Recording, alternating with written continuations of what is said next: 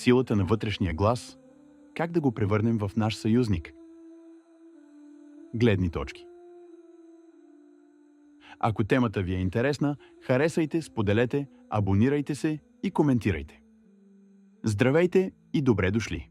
Днес ще поговорим за нещо, което винаги е с нас, но често не осъзнаваме неговото влияние – нашият вътрешен глас. Това е диалогът, който водим с самите себе си. Понякога ни мотивира и вдъхновява, но друг път може да ни саботира. Ще разгледаме какво представлява той, как ни влияе и как да го направим наш съюзник, а не враг. Но нека започнем с един въпрос. Какво ви казва вашият вътрешен глас днес? Какво е вътрешният глас?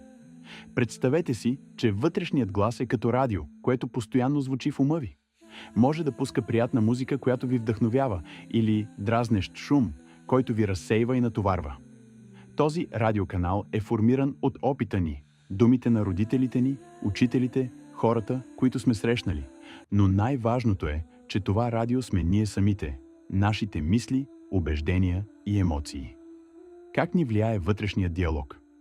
Нека ви разкажа две истории. Два различни вътрешни гласа. Първа история. Критикуващият глас. Представете си младо момиче, което обича да рисува.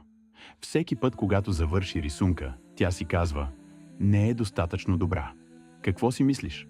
Никога няма да станеш истински художник.“ С времето този глас става все по-силен. Дори когато приятелите й казват, че рисунките са красиви, тя не може да го повярва. И накрая тя спира да рисува. Това е силата на вътрешния критик.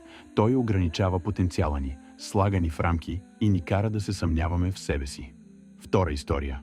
Подкрепящият глас. Сега си представете млад мъж, който мечтае да отвори собствен бизнес.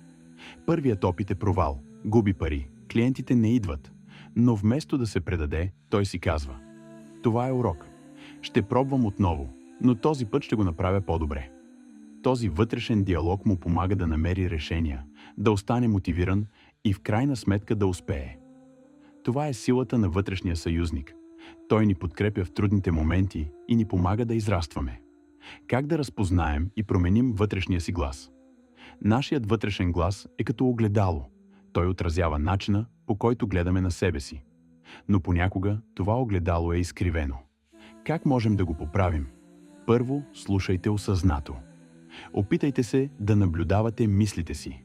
Когато се уловите, че се критикувате, задайте си въпроса: „Това истина ли е или е просто страх?“ След това заменете критиката с подкрепа. Например, вместо „Аз никога няма да се справя“, си кажете „Ще опитам и ще видя какво ще стане.“ И накрая давайте си комплименти. Как бихте похвалили приятел за успеха му?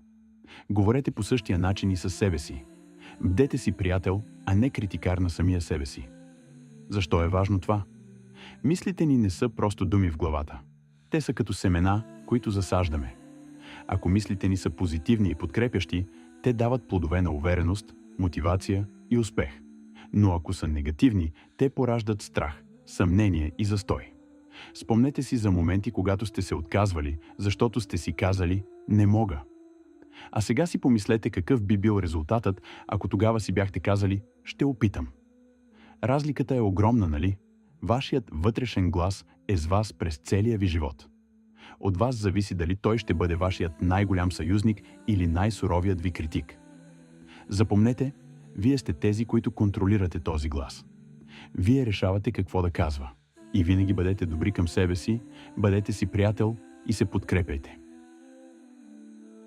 Ако темата ви е интересна, харесайте, споделете, абонирайте се и коментирайте.